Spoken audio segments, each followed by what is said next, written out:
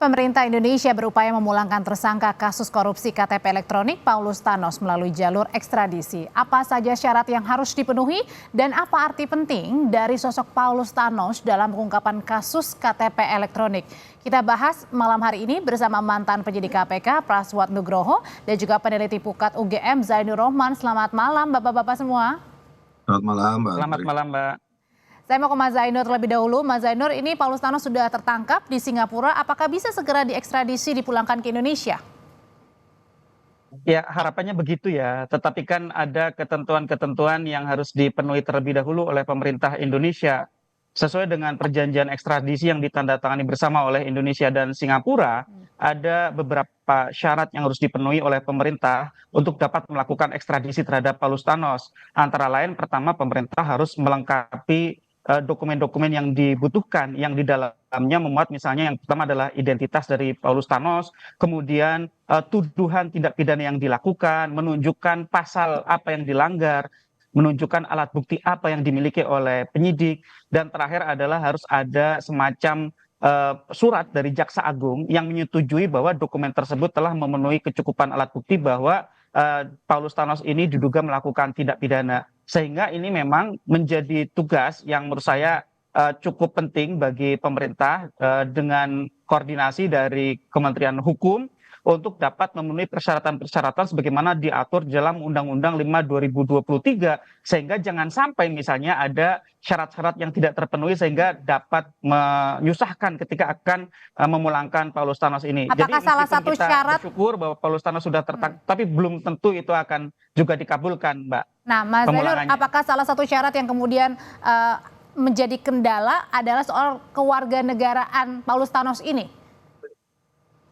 Ya, tentu kalau soal kewarganegaraan, pemerintah Indonesia sampai sekarang masih berkeyakinan bahwa Paulus Thanos ini masih merupakan warga negara Indonesia. Karena untuk melepaskan diri sebagai seorang WNI itu harus mengajukan permohonan disertai dengan persyaratan-persyaratan. Sampai saat ini Paulus Thanos tidak melengkapi persyaratan permohonannya sehingga secara hukum de jure sampai saat ini Paulus Thanos adalah seorang warga negara Indonesia. Adapun kalau misalnya ternyata Paulus Thanos ini juga memegang paspor lain, itu tidak menghilangkan status WNI-nya. Sehingga menurut saya kalau dari aspek itu seharusnya perjanjian ekstradisi Indonesia-Singapura masih tetap dapat diberlakukan karena pemerintah Indonesia sangat yakin dan memang secara hukum bisa menunjukkan bahwa Paulus Thanos ini memang adalah seorang WNI, Mbak.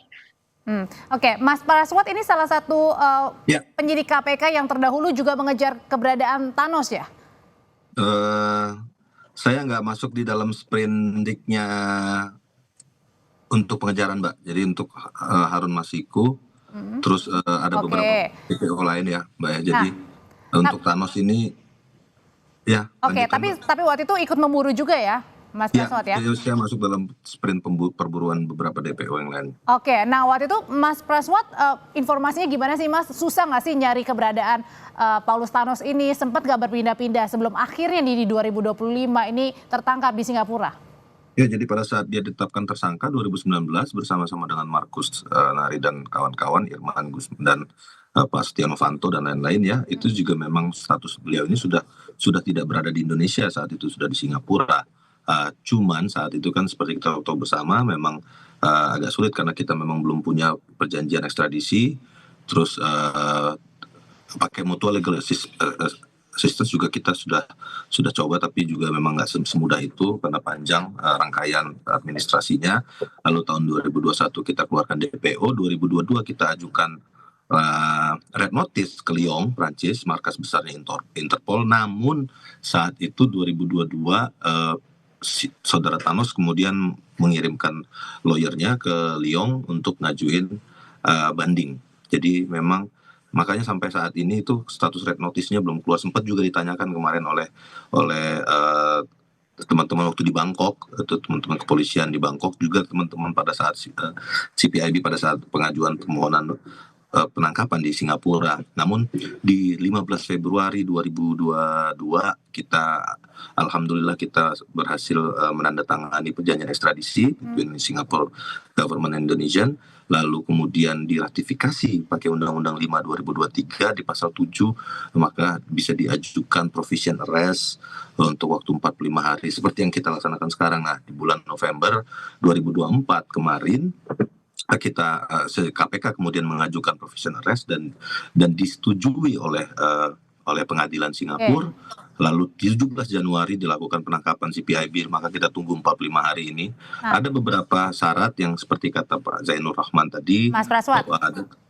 Ya, sebelum ke syaratnya, kalau di 2021 kan udah jadi buron ya, DPO ya, masuk DPO. Ya, kemudian juga di 2025. Dari 2019 sih Mbak, pada saat proses itu kan kita panggil 2 kali, 3 kali juga tidak hadir, tidak datang, dan dia Singapura tidak pernah datang. Akhirnya kita ajukan DPO, kita tetapkan sebagai daftar pencarian orang 2021, tidak juga hadir juga. 2022 kita ajukan ke red notice ke Leong Prajurit. Jadi seluruh penegak hukum di dunia ini akan mencari yang bersangkutan. Nah, gitu. itu jadi waktu itu kan ada, kalau 2021, 2022 artinya ada sekitar 4 sampai 5 tahun.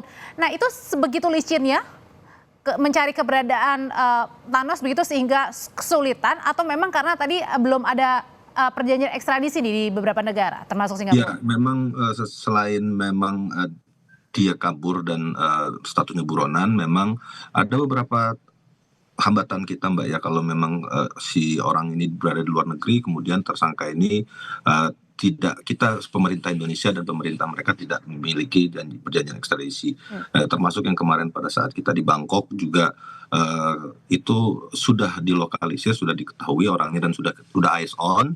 Teman-teman penyidik sudah bisa mengetahui dan melokalisir keberadaan orang ini. Dan pada saat di bandara itu kesulitan juga kita untuk minta teman-teman kepolisian dari Bangkok untuk mengajukan eksekusi, karena memang kalau di luar negeri kita penyidik-penyidik KPK, nggak cuma KPK, Polri, Kejaksaan dan lain-lain juga statusnya bukan lagi penyidik, tapi memang sudah di luar yurisdiksi kita, Mbak. Jadi kita tidak bisa melakukan eksekusi atau penangkapan atau penggeledahan di luar negeri. Gitu. Kalau menurut Mas Zainur sendiri sebenarnya apa sih peran penting dari Paulus Thanos ini? Ya, memang perusahaannya ini meraup keuntungan besar ya pada saat proyek pengadaan KTP, kurang lebih mungkin kalau tidak salah 145 miliar.